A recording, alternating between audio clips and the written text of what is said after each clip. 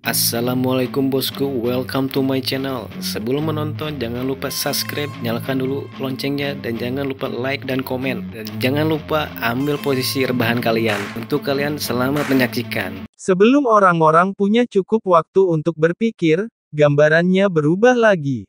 Chair mulai memimpin anggota pasukan pemburu iblis cahaya Sang Fajar untuk menantang menara keabadian. Di sini, plot dan fakta dari gambar ajaib telah sedikit berubah. Tes ini dimulai dari tingkat pertama. 12 pengawal suci yang kuat mulai muncul di mata orang-orang. Pemburu jatuh satu demi satu. Dengan menyaksikan mereka mengorbankan diri untuk membuka jalan bagi kebangkitan Long Hao Shen, publik mulai menangis. Untuk menghidupkan kembali kapten mereka, untuk menghidupkan kembali ketua Long Hao Shen, setiap pemburu dari pasukan pemburu iblis cahaya Sang Fajar telah memberikan segalanya.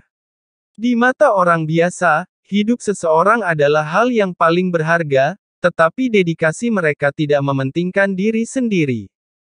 Sima Xian jatuh, Chen Ying'er jatuh, dan kemudian Wang Yuan jatuh. Namun, tidak peduli bagaimana mereka jatuh, mata mereka penuh dengan kegigihan dan harapan.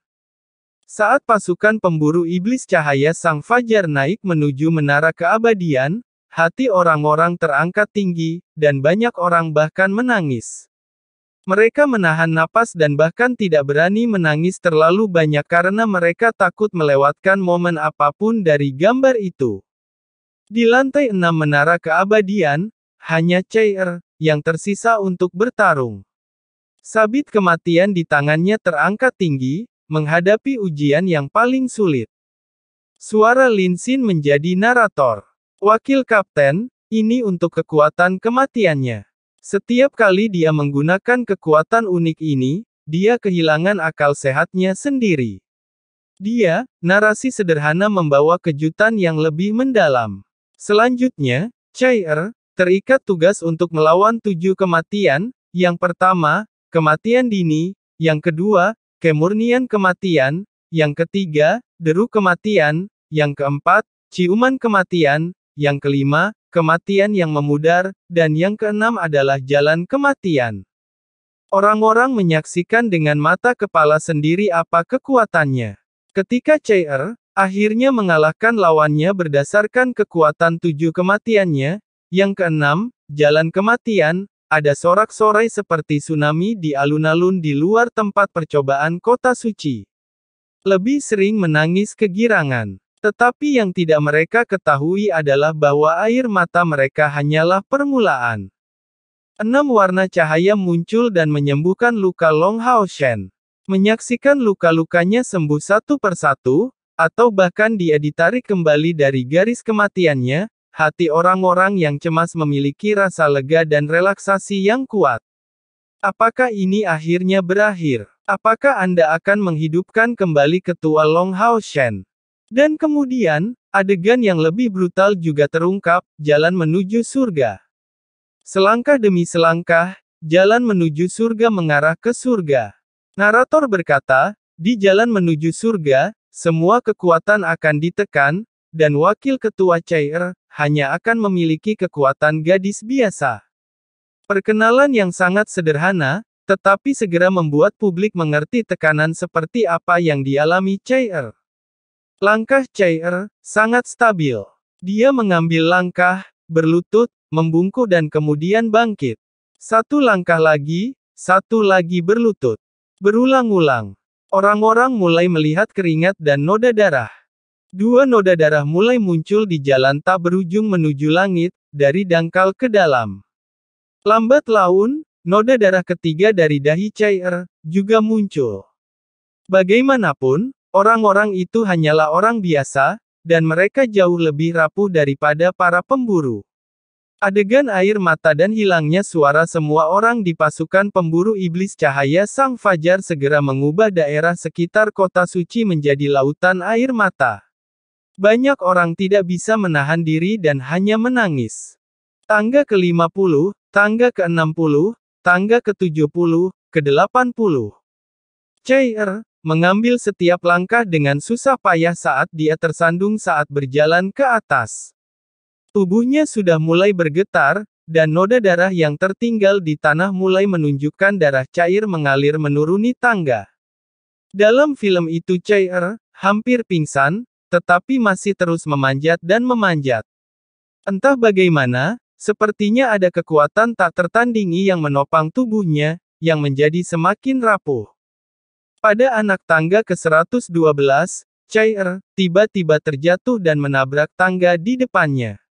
Namun, tangan kanannya dengan kejam menahan tangga dengan kuat, dan jari-jari kakinya berada di tangga yang lebih rendah untuk mencegah dirinya tergelincir menuruni tangga. Darah, ternoda merah di ujung rok panjangnya, meluncur ke bawah ke arah kakinya. Wajah cantik Chair sudah berlumuran darah. Tubuhnya gemetar hebat karena dia telah terlalu menderita, tetapi matanya masih gigih dan tegas. Terengah-engah, dia hanya naik satu langkah lagi. Dia membenturkan dan bersujud lagi. Berhenti. Suara-suara terdengar secara tersembunyi dari kerumunan. Itu segera membangkitkan orang-orang yang menonton film untuk berteriak. Dia memanjat dan jatuh koma. Kemudian, dia memanjat lagi dan jatuh koma lagi. Chair jatuh dan bangkit lagi, dan ketika dia menaiki anak tangga ke-200, seluruh tubuhnya berlumuran darah. Pada saat ini, dia telah koma untuk ke-7 kalinya dalam perjalanan menuju langit. Lutut Chair tidak memiliki daging yang lengkap, dengan tulang terbuka, dan kakinya yang putih dan ramping selalu secara tidak sadar kram saat ini. Seluruh tubuhnya menunjukkan pucat yang tidak wajar karena kehilangan banyak darah. Dia kehilangan nyawanya pada tingkat yang mengkhawatirkan. Namun, dia masih tidak bisa melihat ujung jalan menuju langit. Sejauh ini citra Chair telah tertanam dalam di hati semua orang yang menontonnya. Suara narator terdengar lagi. Wakil ketua Chair, selama beberapa hari selama pendakian jalan menuju langit. Apa yang direproduksi gambar sudah merupakan adegan yang dikompresi waktu. Ini tidak bisa lagi digambarkan sebagai kejutan sederhana, dan beberapa penonton wanita yang lebih rentan pingsan sambil menangis dengan suara serak. Bahkan tentara aliansi yang bertanggung jawab untuk menjaga ketertiban sudah menangis. Untuk pertama kalinya, mereka tahu bahwa kehendak manusia bisa begitu kuat, dan ini adalah pertama kalinya mereka benar-benar menyaksikan penderitaan yang diderita para pemburu iblis cahaya Sang Fajar. Tepat ketika suasana hati orang-orang akan runtuh, sebuah pintu cahaya akhirnya muncul dalam perjalanan ke langit.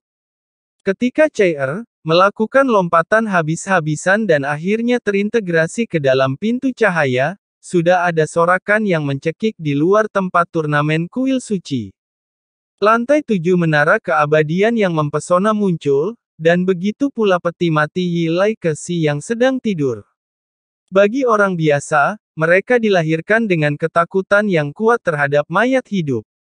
Namun, setelah fluktuasi emosional yang hebat sebelumnya, mereka tidak begitu terkejut ketika melihat Yi Lai Kexi dalam bentuk mayat, hidup lagi. Yi Lai Kexi mengusulkan bahwa dia membutuhkan jantung yang segar untuk menghidupkan kembali Long Hao Shen. Ketika Chair mengubah sabit kematiannya menjadi dirinya sendiri tanpa ragu-ragu untuk mengambil jantung Chair untuk diberikan pada Long Hao Shen, teriakan itu hampir menjungkirbalikkan kota suci. Dan ketika Yi Lai Kexi mengusulkan kepada Chair untuk menguji Long Hao Shen, hampir semua orang setuju.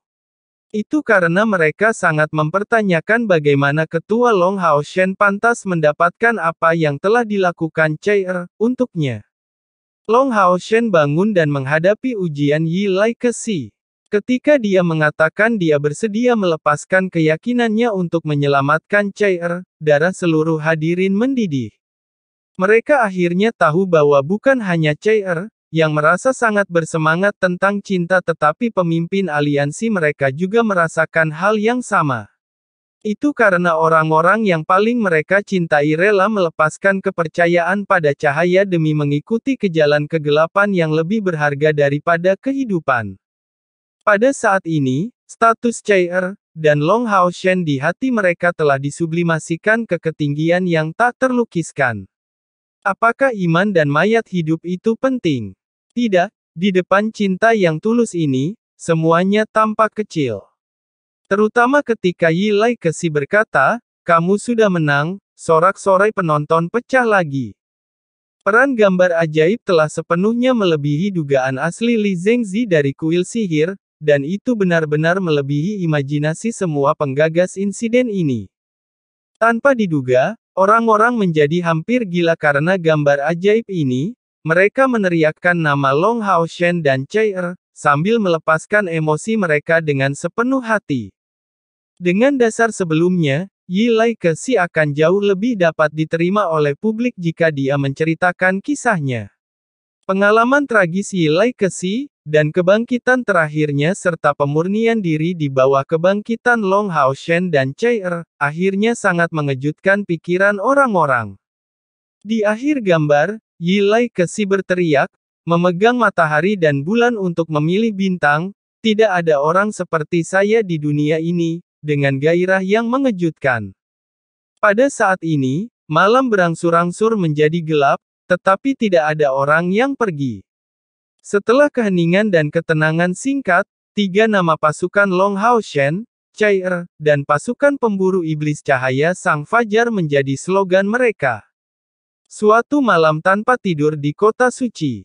Saat itu tengah hari terjadi perbincangan orang-orang, dan sudah waktunya makan siang. Di hotel yang tidak mencolok, diskusi panas membuat hotel terdengar sangat bising. "Masih berjalan malam ini?" "Tidak, saya tidak akan pergi."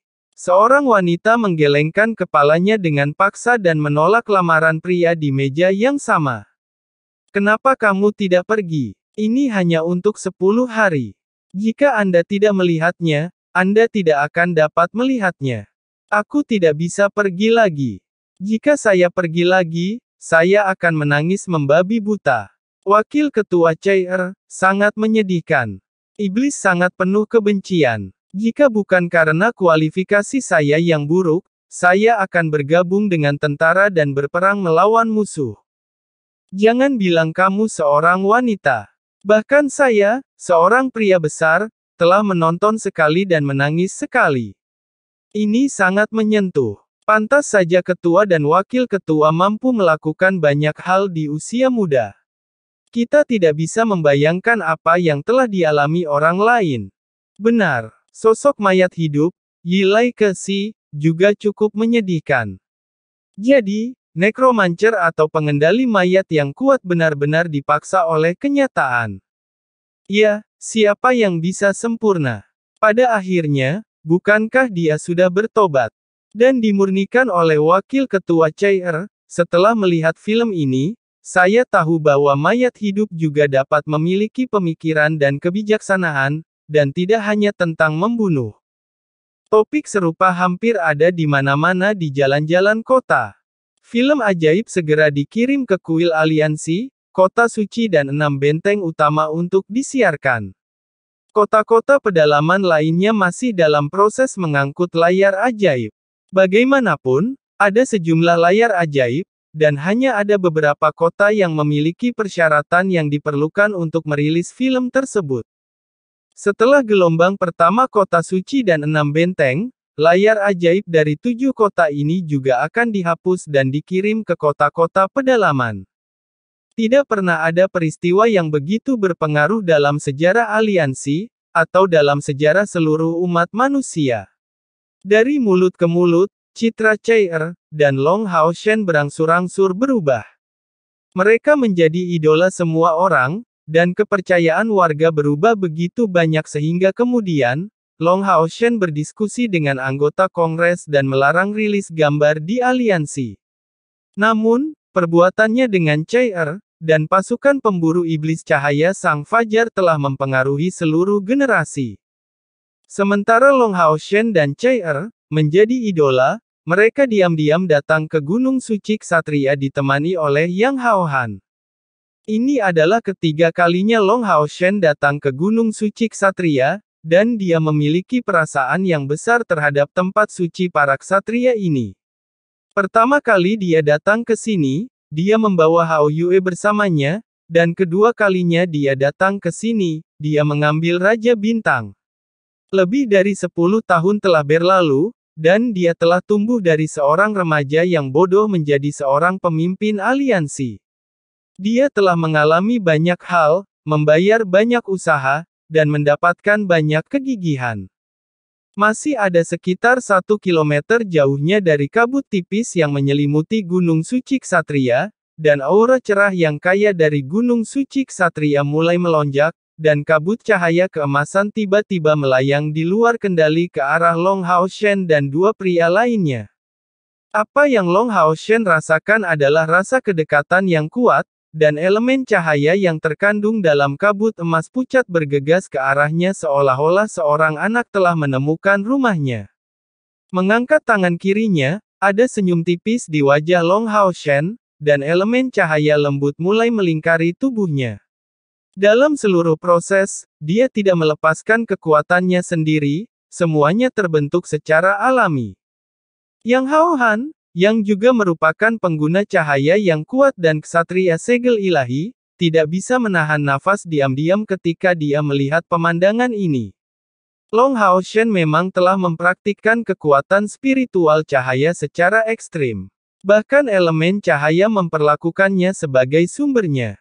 Long Hao Shen tiba-tiba mendongak dan melihat ke kedalaman cahaya dan kabut.